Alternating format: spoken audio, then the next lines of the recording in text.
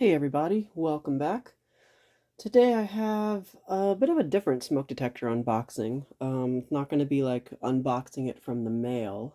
This is actually an alarm that I got this past weekend at the PA fan meet.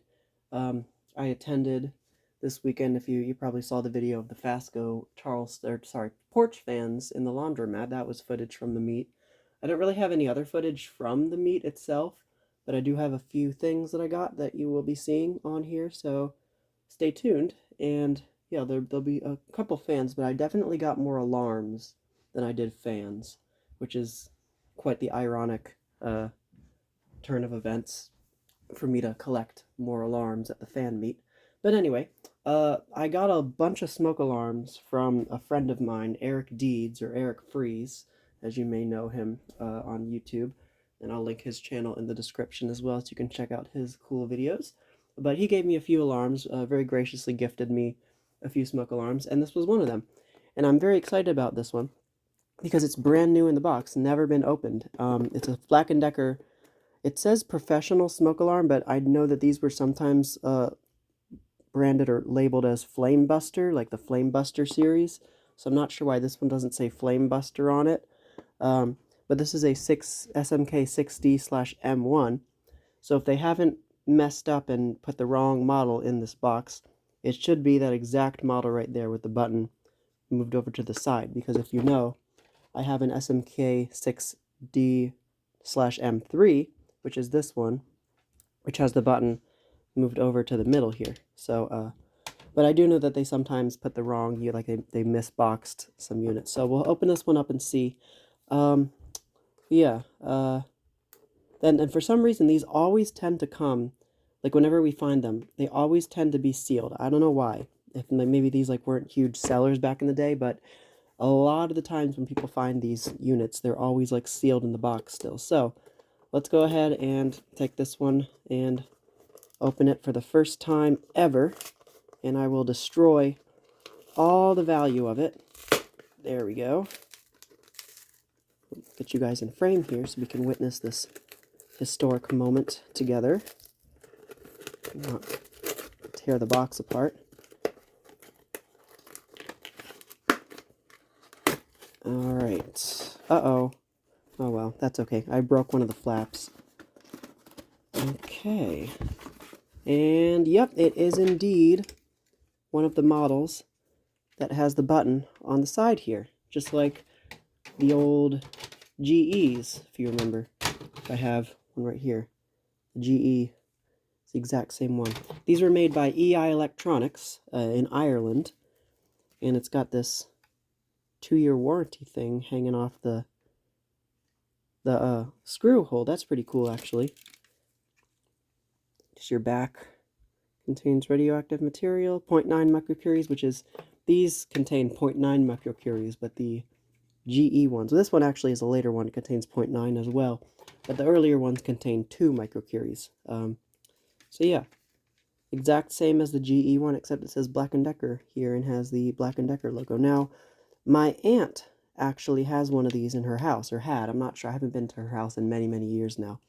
But it was like right outside of the master bathroom. Like the master bedroom has a bathroom connected to it. It was right outside of that. And it's one of these. It has the Black & Decker logo. I remember seeing it. So yeah, that's pretty cool. And actually just remembered that. So, okay, here's the inside. As you can see, battery here, which is a little corroded. It's not as bad as I've seen. I've definitely seen ones a lot worse than that. I'll probably keep this one. I don't have a gold peak battery that's black and gold like that yet, I don't think. I have a bunch of the red ones. But here's your sensor, which is the normal 3-slot design, just like the GE models. I don't know if I have an older GE with the metal sensor, but the earlier ones, as you know, had the metal, this exact same design, but it was metal. But then, as we know, the later Black & Decker ones, the SMK-6D M3 with the button in the middle, had this style sensor with the many louvers in the side there. And they had, of course, the button off to the side, which I already mentioned. But This design, as you can see, the test button mechanism is a bit different. Instead of it actually going into the sensor itself, like on the GE models, you get this GE here, and see how it actually like goes into the sensor itself, pushes like a metal plate on top of the americium to actually test it. This one's a bit different in that the test button is just a jumper on top of the sensor itself, so it's got a wire running up to there. And then the test button, when you touch it, touches that little dot contact tab right there, and that's how it tests it. So it's not quite as effective as the GE version with the test button going actually into the sensor and testing the radiation component itself. But it's still pretty cool, pretty neat how they decided to just put it on top of the sensor instead of moving it over to the side like on the other model. Now, the model information on the side here, as you can see, smoke alarm, well, SMK-6D/M1. And like I said, I've seen some cases where they have put an M3 in an M1 box, so they definitely had some quality control issues. And there goes the alarm, and I hope I didn't break it, which I didn't. Okay, sorry about that, folks. Trying not to have a broken light lens moment, but did I think that was already on it. Okay, yep, nothing's broken, we're good. And then focus.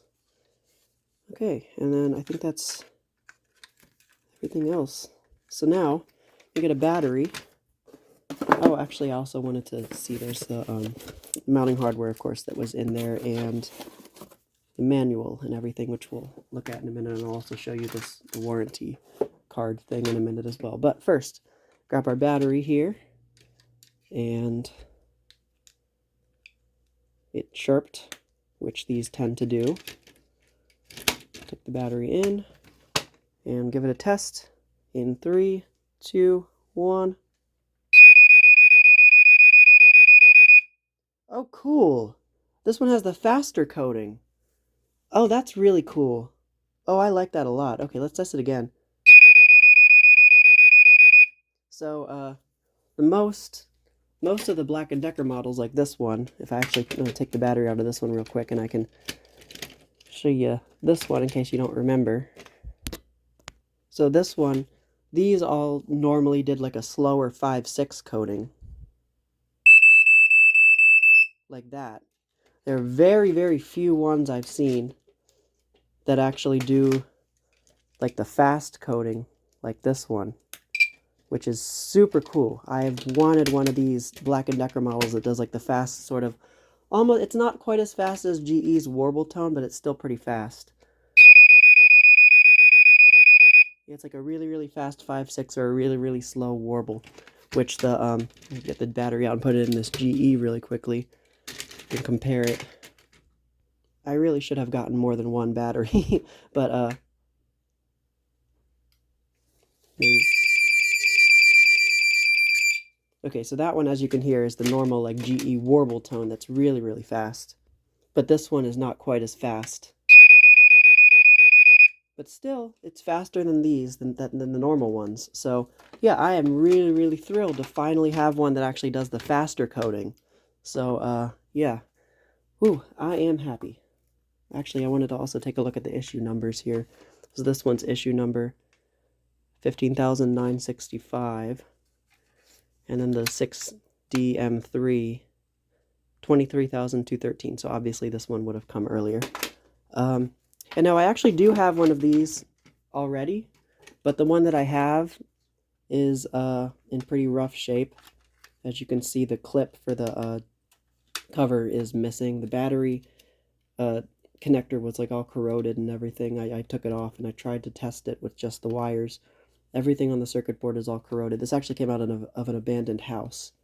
One of my friends found it and rescued it for me, but it's in rough shape, so it's just a decoration. It doesn't work. I haven't gotten it to work. But now I have a working one, so I'm very, very happy. Alright, so now I guess the last thing to do is show you guys all the paperwork and the box and everything. So here's the box itself. And like I said, not sure why this one does not say Flamebuster. but there's your, not too bad it's got the torn pieces on the front there, but it's the same as that side. And that side with the barcode, that's also the same, and then the back has information. Is there a date? I don't see a copyright date. But these are probably from the early to mid 80s, I want to say. There might be a copyright date on that's the GE. This is the one. Now take a look at this warranty tag on here. Oh, interesting. This fine product was previously sold by General Electric. We already knew that, didn't we? A pioneer in small appliances for the home. Now it's made by Black Decker for 75 years, a trusted name in quality consumer products. Now for every room in your home. Plus, it's now backed by a 2-year warranty. Very cool. I think I'm going to keep this on here, honestly. I'm not going to take it off. That's really neat. That's actually cool how they advertised that it was like made by GE and that they've put their own name on it. That's really neat. But like I said, these were all made by EI Electronics. So now here's your manual, and you got this stuff too. It's one of those labels that you're supposed to stick on the wall next to the detector where you install it. And this looks like it's a sheet of Black & Decker service stations. Let's see if there's any Maryland. Well, there's one in Baltimore and one in Silver Spring. I think I know where that is. It's probably not there anymore, but yeah. Black & Decker Household Appliance Service Centers. Very cool. I actually didn't want to see if there's a date on here as well. Nope. No copyright date.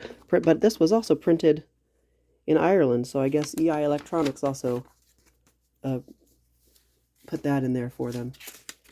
This is, I think this is part of the warranty. Yeah, warranty registration.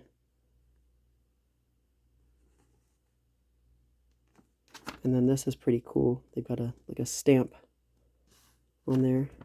It's pretty neat. And then the last but not least is, of course, the manual itself. And I'll probably take the camera down and let you guys just read everything. Is that the right?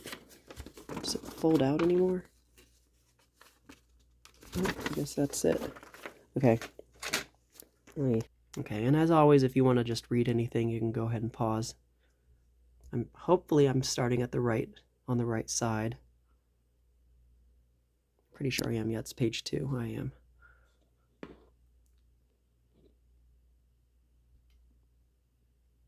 It's kind of a neat diagram right there. Get the tripod out of the way here so I don't keep running into it.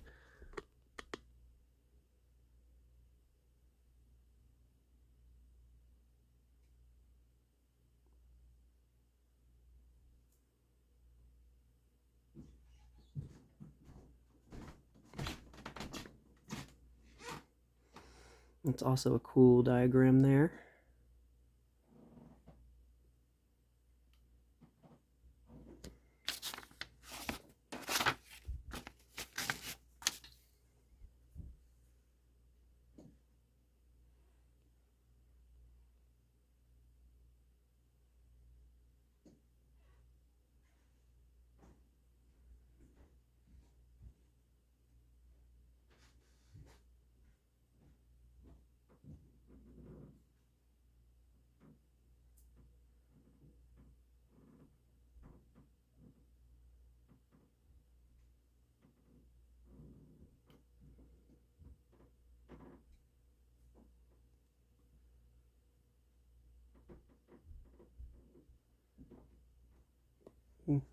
I don't see a copyright date on this manual, so I guess we don't know exactly when it's from. But like I said, probably early to mid 80s, I want to say. So yeah, I don't think there's anything I left out about this one. I'm really thrilled to have one of these and one that does the actual fast coding. I'll test it once more for you. Very cool. Love that low pitch piezo horn. So thank you guys for watching as always, and thank you to Eric for giving me this unit, and I will definitely have a lot more to show you guys in the future. So thanks for watching as always, and I will see you in the next video.